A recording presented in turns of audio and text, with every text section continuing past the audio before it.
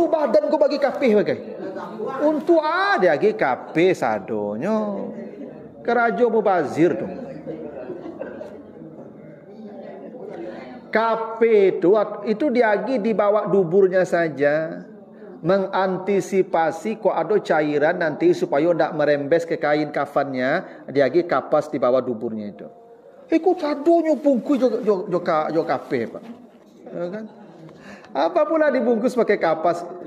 Nabi itu dibungkus 3 helai saja, tanpa sorban, tanpa kamis baju.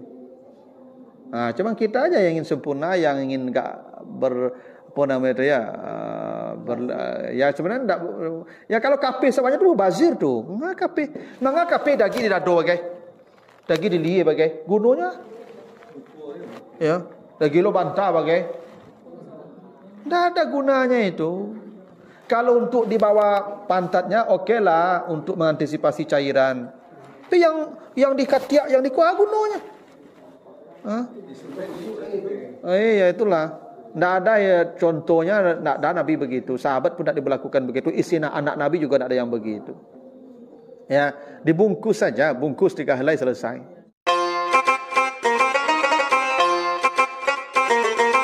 Assalamualaikum warahmatullahi wabarakatuh.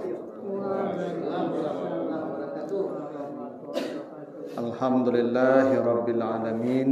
Assalatu wassalamu ala asrafil anbiya'i wal mursalin wa ala alihi wa ashabihi ajma'in. Bapak, ibu-ibu, kaum muslimin, jamaah salat maghrib yang dimuliakan Allah, kembali kita bersyukur kepada Allah atas segala karunia-Nya. Salawat dan salam untuk Nabi kita Muhammad sallallahu alaihi wasallam. Bapak Ibu yang saya muliakan, kita lanjutkan kembali kajian kita dalam bab Al-Janaiz, hadis-hadis yang mengatur persoalan jenazah. Kita baru sampai hadis riwayat Ahmad dan At-Tirmizi dari Abu Hurairah bahwa jiwa seorang mukmin akan digantung disebabkan hutangnya sampai hutangnya dilunasi. Nah, sekarang kita lanjutkan hadis berikutnya, hadis dari Ibnu Abbas, hadis riwayat muttafaq alaih atau Bukhari Muslim. Anna Nabiyya sallallahu alaihi wasallam qala fil ladzi saqata an rahilatihi famata irsiluhu bima'in wa sidrin wa kafinuhu fi saubaihi. Jadi diceritakan ada seorang sahabat yang jatuh dari kendaraannya dalam perjalanan umrah. Ya, jadi Nabi itu ya ada umrahnya 4 kali. Ya, yang sekali tidak jadi masuk kota Makkah di tahun ke-6. Maka terjadi perjanjian Hudaibiyah. Tapi Nabi ya menyembelih hadyu namanya. Ya, hewan sembelihan karena sudah ihram. Karena terhalang maka sembelih hadyu. Dan sahabat juga menyembelih hewan. Ada kurang lebih 1.200 sahabat itu yang berangkat pergi umrah bersama Nabi di tahun ke-6 setelah hijrah. Walaupun tak jadi masuk kota Makkah, tapi dihitung umrah pertama Nabi. Lalu setahun kemudian, tahun ke-7, itu Nabi umrah. Namanya umrah qada. Ya. Lalu di tahun ke-8, Nabi umrah lagi. Namanya umrah Ji'ranah. Nah, baru tahun ke-10, Nabi umrah langsung haji. Namanya haji wada'. Nabi melakukan haji kiran namanya. Ya, haji langsung umrah. Itu tahun ke-10. Nah, diceritakan di salah satu perjalanan umrah ini, ya, apakah umrah yang kedua atau umrah yang ketiga atau umrah yang keempat, ada salah satu sahabat yang jatuh dari kendaraannya. Dia sudah pakai ihram. Sudah ihram dari miqat Zulhulaifah. Jatuh dari kendaraannya, mati dia.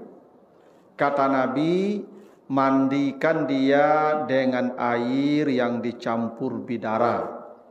Lalu kafankan dia dengan pakaian 2 potong yang dia pakai waktu dia mengenakan pakaian ihramnya. Ini hadis Bukhari Muslim. Nah, apa ketentuan dari hadis ini? Pertama, orang yang mati kecelakaan, walaupun dia mati syahid, tetap berlaku ketentuan seperti jenazah kebanyakan. Jadi misalnya orang mati jatuh, mati tenggelam, mati terpanggang, mati ditabrak kendaraan, yang mati hamil, melahirkan, itu semuanya mati syahid tuh Bapak Ibu ya. Itu semua mati syahid. Dan mereka pasti masuk surga. Ya, karena Nabi sebut begitu. Termasuk yang mati karena wabah seperti corona kemarin, atau yang mati sakit perut kata Nabi. Siapa yang mati karena sakit perut, maka syahid. Ya. Nah, tapi orang-orang yang mati seperti ini tetap ketentuannya berlaku, dia dimandikan, dia dikafankan, dan dia disalatkan. Berbeda dengan orang yang syahidnya berperang di jalan Allah, maka mereka tidak dimandikan, tidak dikafankan, tidak disalatkan, kafannya baju yang di badan saja, dan langsung saja dikuburkan. Itu kalau syahidnya syahid yang dalam peperangan, ya. Nah, ini kata Nabi, mandikan dia dengan air yang dicampur bidara. Ini sunnahnya ya. Jadi nanti Bapak Ibu kalau ada yang meninggal, maka memandikannya dengan air yang airnya dicampur daun bidara. Itu sunnah. Bidara. Bidara itu banyak tumbuh tuh, daunnya berduri itu Pak, batangnya berduri itu. Sidir namanya. Itu sunnah Nabi itu. Apa rahasianya tidak disebutkan, tapi menurut sebagian daun bidara itu satu bisa melenturkan tubuh. Jadi mayat itu kalau kaku tubuhnya, dengan daun bidara itu bisa menjadi lentur. Termasuk juga untuk mengurangi aroma daun bidara. Dan sekarang biasa sudah pakai serbuk. Ibu bapak kalau meminta perangkat ya penyelenggaraan jenazah di toko-toko perlengkapan itu sudah jadi serbuk sekarang. Minta saja serbuk bidara. Jadi airnya itu kalau misalnya mandinya 3 kali, air 1, air 2 itu pakai serbuk bidara atau daun bidara. Daun bidara itu diaduk.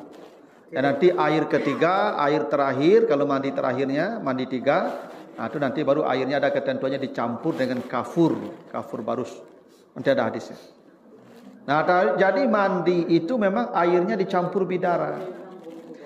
Karena begini Bapak Ibu ya, mandi jenazah itu prinsipnya menyampaikan air ke seluruh badannya. Memberi sabun, memberi sampo, memberi deterjen, pewangi, apapun jenisnya, itu tidak wajib. Yang wajib bagi jenazah ketika mandi, seluruh badannya disiram saja. Karena prinsip mandi itu menyampaikan air ke seluruh tubuh. Karena jenazah itu perlu suci, bukan bersih. Beda bersih dan suci, Ibu ya. Ibu bapak apa-apa ke sawah, lulu mencangkul. Kumuh badan di tanah tu. Tapi apa bau duk salat dengan baju yang bertanah-tanah tu suci, cuma tidak bersih. Syarat sah salat ibadah menghadap Allah tu suci, bukan bersih. Iya, tapi suci. Tanah. Itu kalau bisa dan kalau itu memungkinkan, tekan perutnya. Tapi jangan asik menekan perut sampai sekian lama perutnya tekan terus. Karena begini, itu kalau sudah matanya sudah tidak berfungsi, ibu kalau letak kanduk, itu mohon maafnya, ibu orang kalau letak kanduk, nyo duburnya tak buka, nyo kunci dubur si kuah. Asa tak buka, matu tak kunci dubur, satu tuik matu tak buka dubur. Itu maka orang lalu tak kantuk-kantuk kadang cok tu. Ini orang lalu pada kadang-kadang kantuk yang lalu dia.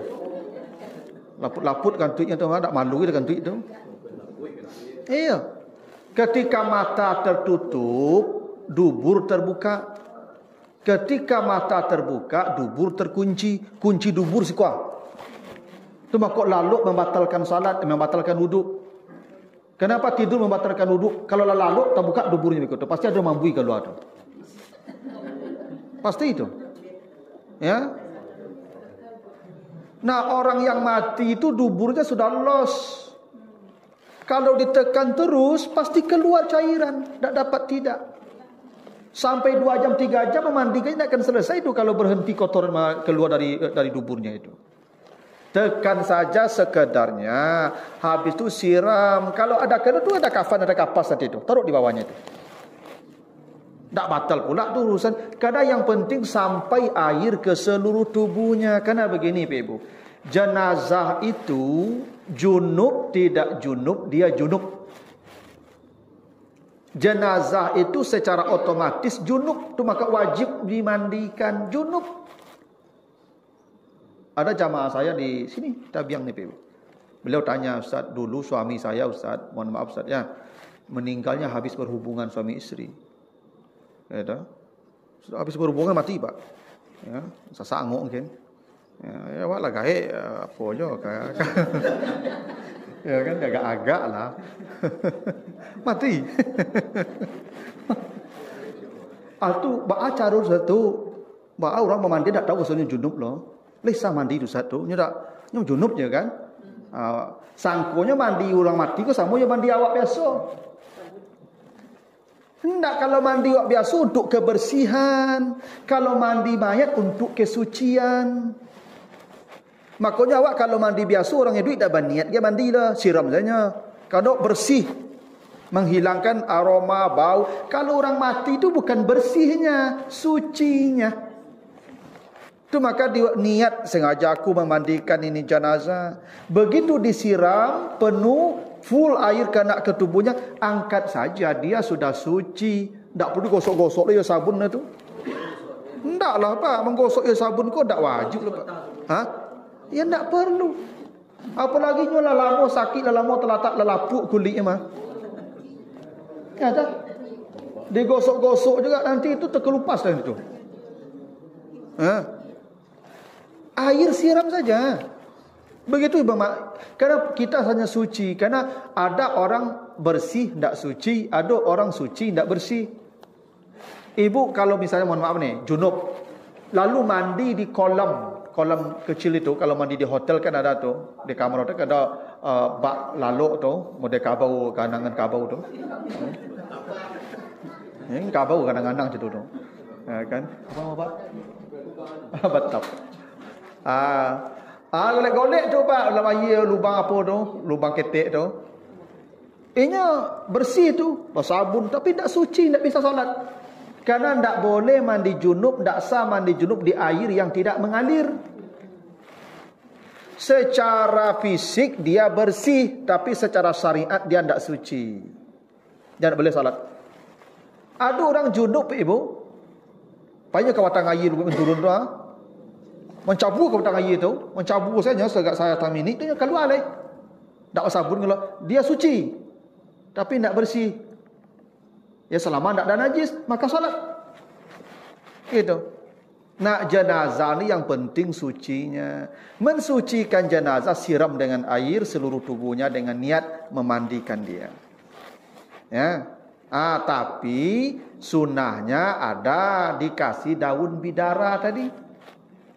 Ya, supaya ya aroma. Jadi disiram saja, kasih daun bidara, siram saja begitu selesai.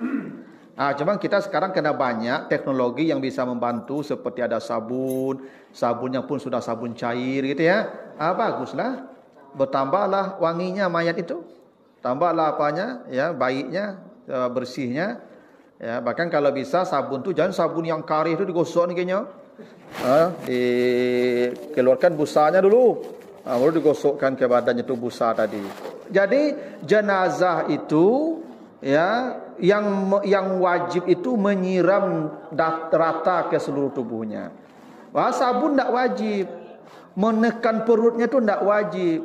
Kalau nanti setelah mandi keluar lagi, ditampung saja dengan kapas di bawah, tak apa-apa. Ya, karena tak mungkin itu bisa tertahan cairan-cairan dari tubuhnya. Apalagi kalau sakit sudah lama atau kecelakaan, tidak bisa itu. Nah, tapi intinya kalau mandi campur dengan bidara. Apakah daun, apakah serbuk, terserahlah. Terakhirnya pakai kafur. Kafur baru nanti ada hadisnya. Ya. Hadis dari Ummu Atiyah nanti itu. Lalu kafankan dia dengan 2 potong baju yang melekat di tubuhnya.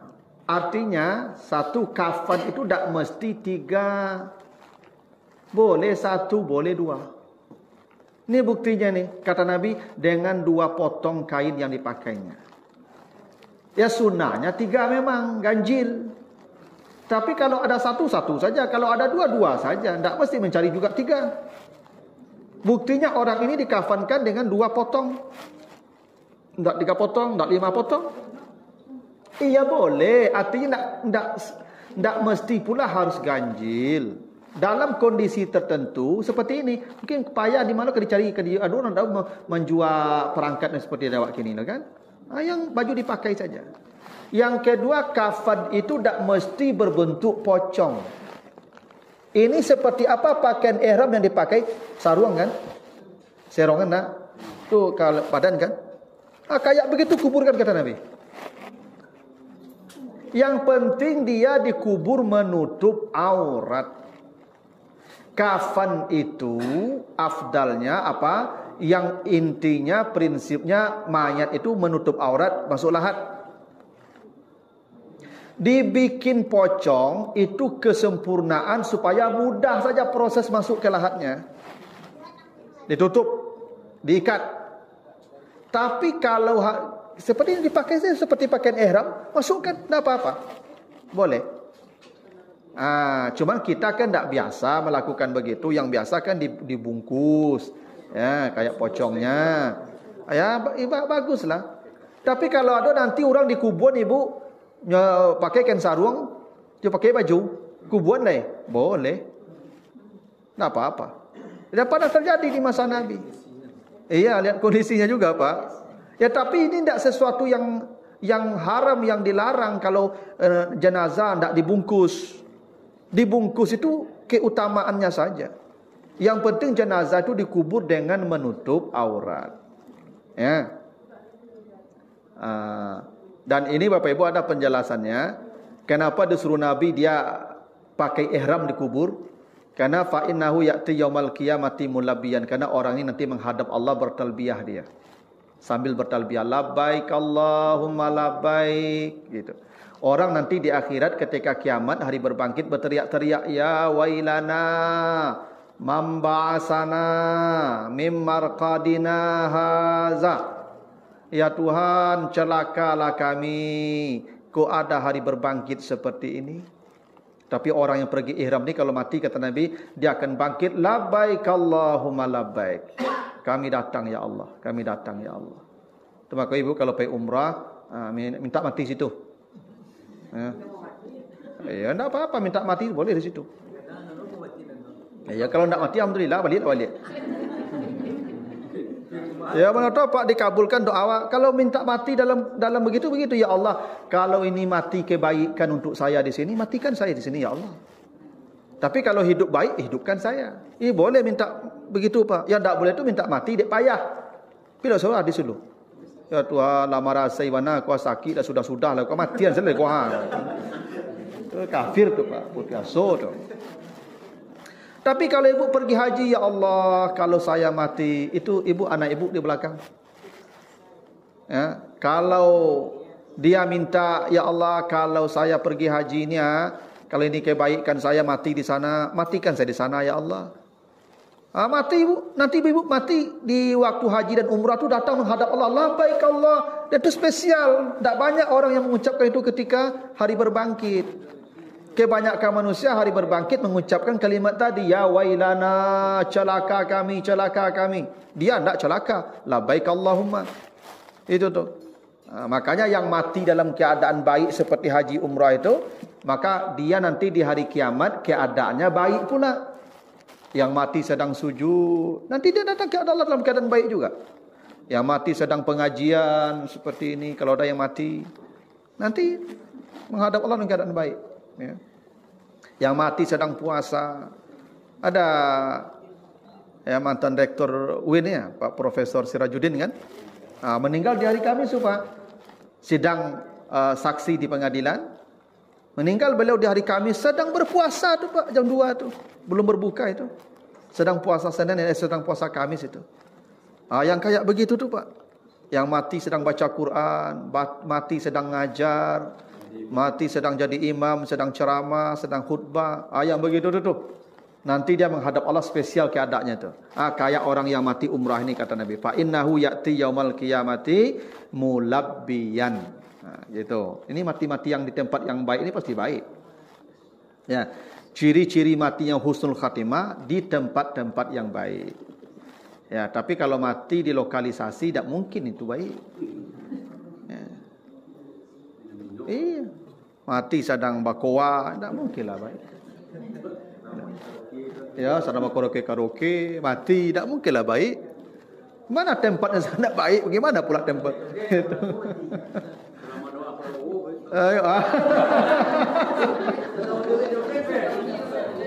Ada, gitulah. Nah, kita lanjutkan ya hadis dari Aisyah nih ya.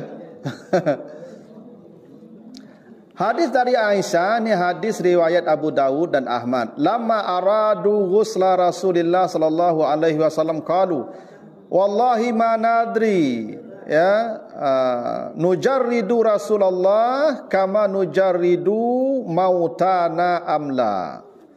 Jadi diceritakan ketika Nabi meninggal, ini kerabat-kerabat Nabi ketika hendak memandikan beliau, kan Nabi itu meninggalnya di kamar Aisyah. Tentu Aisyah tahu. Dan Nabi dan Aisyah lihat tuh keadaan Nabi dimandikan. Ini kerabat Nabi bingung. Ini Nabi mau dibuka bajunya seperti orang kebanyakan dibuka bajunya atau tidak. Akhirnya Nabi bingung para kerabat nih. Mana cara memandikan Nabi ya? Akhirnya mereka seperti bahasa awalnya telayangnya. Sambil tagak tuh seperti tertidur sebentar. Ya. Tiba-tiba mereka sepakat saja untuk tidak membuka baju Nabi. Maka diceritakan Nabi dimandikan dalam keadaan baju utuh di badan beliau. Ya. Apa makna hadis ini? Memandikan jenazah tidak mesti dibuka bajunya. Boleh jenazah itu dimandikan dengan bajunya. Itu kenapa saya katakan tadi, memandikan mayat yang penting basah kena air semua badannya. Gosok tidak penting, tidak wajib. Sabun tidak wajib. Maka boleh dimandikan orang pakai bajunya saja. Mandi baju-bajunya. Itu boleh. Supaya lebih bersih. Itu tuh tujuannya. Ya kalau Nabi kok dah bersih Pak. Maka Nabi tidak dibuka bajunya, dimandikan kata Aisyah. Dimandikan dengan baju itu. Bahkan dari dengan baju juga. Boleh. Iya. Mandi saja, tidak dibuka. Karena Nabi dikuburnya langsung di kamar itu. Tidak diangkat ke mana-mana. Ya Pak. Nabi mati di sana, mandi di sana, kubur di sana. Di kamar Aisyah itu. Tidak ada pakai keramik lah pada kini lah. Tak kabong-kabongkai keramik lah Pak. Kasih saja. Kali je langsung. Begitu tu. Jadi kalau nanti bisa jadi begini Bapak Ibu, tubuhnya kau lah rapuh mana Pak, atau kain kau lama lakik ke kulit. Bisa jadi Pak sakitnya Pak, tagalatak. Bisa jadi kau tak diaben dek keluarga le kan. Baju kau tak tukar-tukar lah Pak lah seminggu misalnya. Kan zaman susu Pak, banyak apa-apa kau mati tak menantu saya kan. Disuruh mati rapuh saya Pak. Dicampat orang rumah. Banyak kejadian itu Pak. Kini tidak ada pensiunan mau baben, kalau ada pensiun tentu le kau. Ya kau. Dulu apa-apa kerajo kan ke sawah ke ladangnya. Dah tahu. Dak ada tenaga lah gaek lah, dak batalu itik ko lah itu kandang ko tutui sele ko. Ya kan itik ko mako dah dicari pulang kan dari batalu apa? Dak batalu itik ko ada jadi cari lah. Ya dah. Maka apa-apa ko banyak tausiah di hari tua tu. Lalu di surau kadang menumpang di rumah gubuk ketek. Alah sakit lama lah mati di situ surang ibu. Ya. Banyak kejadian begitu tu Pak. Lama laki baju ke badan kau pak. Jangan deloi baju tu lah. Mandikan saja dengan baju-bajunya itu. Iya. Bungkus saja dengan bajunya itu, siram dengan bajunya itu. Gitu. Nabi saja normal, tak dibuka bajunya. Tak ada kewajiban menggosok-gosok tu, tak ada. Ya, cuman kita ingin lebih bersih itu saja. Bersih dan suci. Tapi tuntutannya suci. Kalau suci siram. Suci. Gitu. Ya. Jadi dalam hadis ini Aisyah bercerita Nabi itu tidak dibuka baju beliau, dimandikan dengan baju itu. Nah, hadis dari Ummu Atiyah, dakhala alaina Nabi sallallahu alaihi wasallam wa nahnu nughassilu ibnatahu. Jadi ceritakan Ummu Atiyah ni memandikan anak beliau Zainab. Jadi kan Nabi itu punya anak 6 dari Khadijah ya. Ada satu lagi dari Maria Ibrahim. Dari 6 anak Nabi ini, 4 perempuan, 2 laki, 5 meninggal sebelum Nabi itu. Ibrahim, Qasim Abdullah itu meninggal sebelum Nabi. Yang perempuan Ruqayyah, Ummu Kalsum, Zainab. Ini meninggal sebelum Nabi. Fatimah yang setelah Nabi. Nah, waktu Zainab meninggal, itu yang memandikannya kerabat ya dari keluarga Khadijah. Salah satunya namanya Ummu Atiyah. Ketika mereka memandikan Zainab, Nabi masuk ke tempat pemandian itu. Ini boleh ni ya. Lalu Nabi berkata, isilnaha salasan au khamsan au aksar min zalika. Mandikan dia 3, 5 atau lebih. Ini dasarnya mandi itu ganjil. Ya. Sebenarnya mandi itu sekali saja. Niat mandikan jenazah, siram, sudah, angkat lagi. Selesai. Cuman mandi yang afdal itu 3 atau 5. Ya. Mandi pertama, siram, gosok. Selesai. Bersih itu. Mandi pertama itu yang mandi sesungguhnya. Mandi kedua tu mandi sunnah saja, siram saja. Mandi ketiga juga begitu, siram saja. Tak ada gosok-gosok lagi. Itu cara mandikan jenazah tu, Pak Ibu. Jadi gosok tu dimandi satu saja. Mandi satu, gosok ketiaknya, gosok jarinya, ini hidung lubang apa segala macam, bersihkan, tekan dah, siram bersih, sudah, itu sudah mandi itu. Sudah selesai itu. Mandi 2 siram saja, mandi 3 siram saja. Itu kalau diperlukan. Kalau tidak diperlukan, kata Nabi, cukup sekali saja. Itu prinsip mandi begitu ya. Lalu kata Nabi, ya, waj'ali fil akhira bi kafur. Campur airnya dengan bidara, dan mandi yang terakhirnya dengan air yang dicampur dengan kafur. Ya, kafur barus maksudnya. Jadi ibu bapa disediakan air yang terakhir itu dengan kafur. Makanya disiram saja. Kalau air pakai kapur kan tidak digosok itu. Siram saja. Ya. Pakai kafur. Nah, lalu kata Nabi diceritakan lagi, Nabi suruh fasa'arna sya'raha salasata kurunin. Rambutnya diperintahkan Nabi kepang 3 kepang. Jadi rambut Zainab itu dikepang panjang, dikepang 1, 2, 3 di tengah. Tak boleh kepang 2. Bukan tak boleh sebenarnya, sunnahnya 3. Nabi suruh kepangnya 3. Jadi rambut ibu-ibu ni kalau panjang, enggak dikepang. Nabi suruh kepang. Ya kalau digulung bisa juga. Kalau dikepang 1 bisa juga. Rambut anak beliau Zainab. Ini anak beliau Zainab.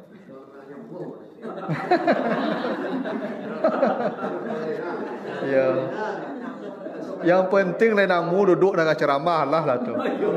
Lah tua-tua kau pengana kadang-kadang cerita lah Pak. 10 diajan sabale lapih itu. Ya tak apa-apalah. Yang penting ledo semangat untuk mendanga itu menutup pintu neraka. Kan kata Nabi.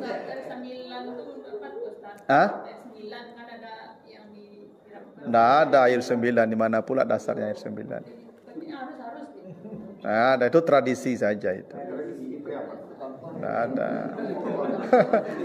Air itu air sembe kadang salah jadi itu. Cuman ada air cik lah air terakhir. Mereka yang berbeda bercampur je kapur.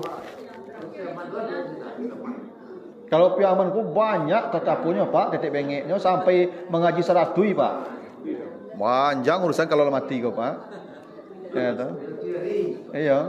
Iya memang itu tradisi ya, ya terserahlah kalau sepanjang yang masih bisa enggak apa-apa. Ya. Tapi kalau dalam aturannya enggak ada tuntutan seperti itu. Yang penting air satu airnya bercampur kafur, bercampur daun bidara, satu bercampur kafur. Yang kafur ini mandi terakhir. Sebenarnya dua saja embernya tuh.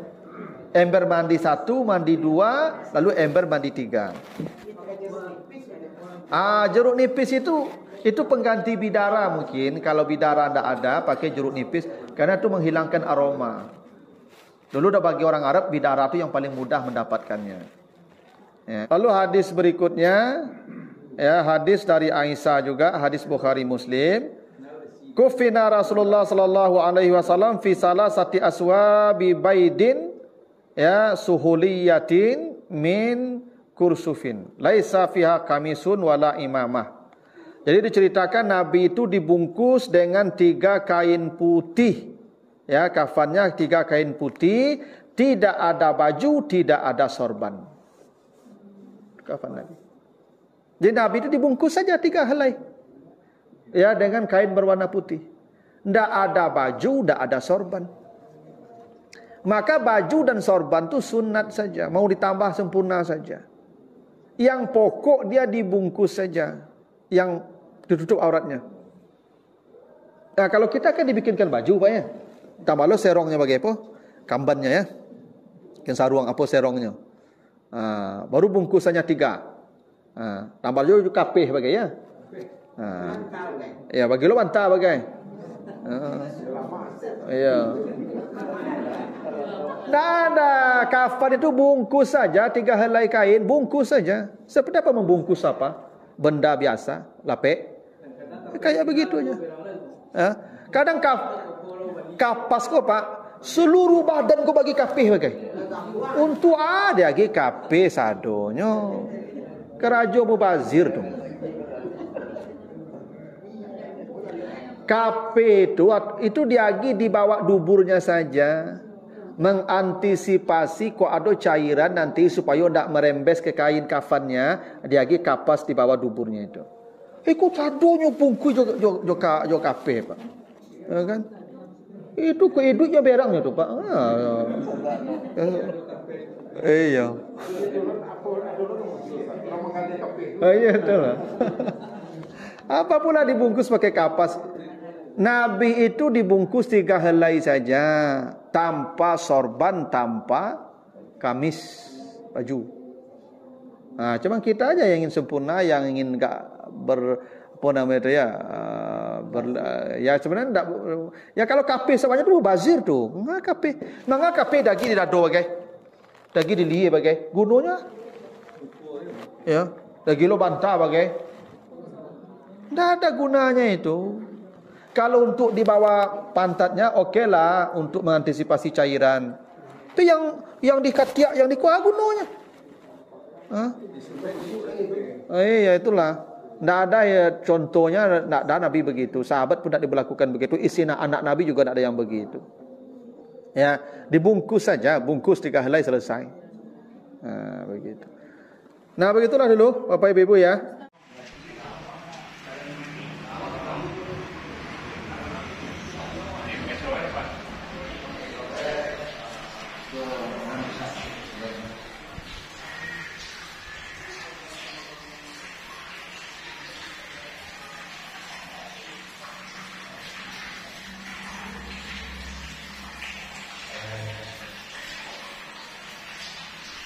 Kalau mau keke punya ini dulu itu.